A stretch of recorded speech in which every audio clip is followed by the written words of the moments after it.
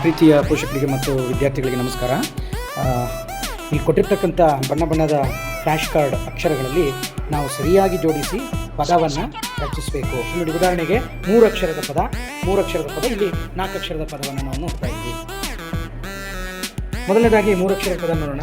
ನವಚ, ಗಚಮ, ನನಯ, ಜವನ ಯಾವುದೇ ರೀತಿಯಾದಂಥ ಅರ್ಥಪೂರ್ಣ ಪದ ಅಲ್ಲ. ಹಾಗಾಗಿ ನಾವು ಇಲ್ಲಿ ಸರಿಯಾದ ಪದವನ್ನು ಬರುವ ಹಾಗೆ ನಾವು ಏನು ಮಾಡೋಣ ಮಕ್ಕಳೇ, ಜೋಡಿಸೋಣ. ನೋಡಿ, ನ ಇಲ್ಲಿ ಹಾಕಿದ್ರೆ ಏನಾಯಿತು, ವಚನ ಆಯಿತಾ. ಗ ಅನ್ನೋದನ್ನು ನಾವು ಇಲ್ಲಿಟ್ಟರೆ ಏನಾಯಿತು, ಪೂರಗ. ನೋಡಿ, ಹಾಗೇನೆ ಚಾನ ಇಲ್ಲಿಟ್ಟರೆ ಚಮಚ. ಚೆನ್ನಾಗಿದೆ ಅಲ್ವಾ ಇದು ಆ್ಯಕ್ಟಿವಿಟಿ. ಈ ಒಂದು ಚಟುವಟಿಕೆ, ನಲಿಕಲಿ ಚಟುವಟಿಕೆಯನ್ನು ನಾವು ತರಗತಿಯಲ್ಲಿ ಅಭ್ಯಾಸ ಮಾಡೋಣ.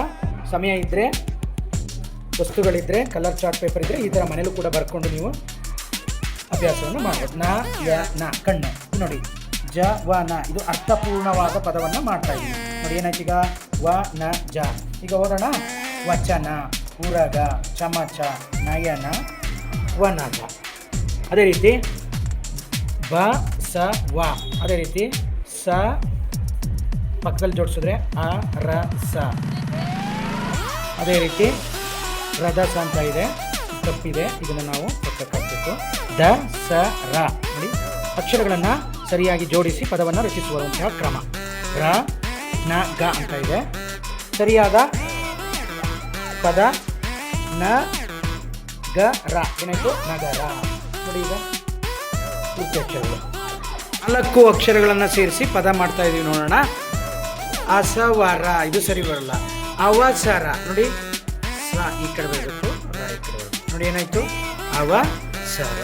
ಅದೇ ರೀತಿ ರಸ ಆಯಿತು. ಸರ ಮಾಡಬೇಕು. ಸರ.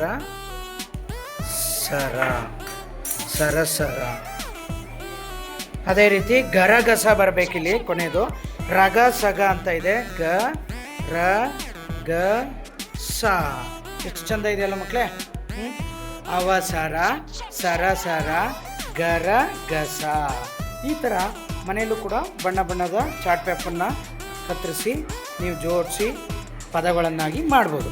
ಥ್ಯಾಂಕ್ ಯು, ಧನ್ಯವಾದಗಳು.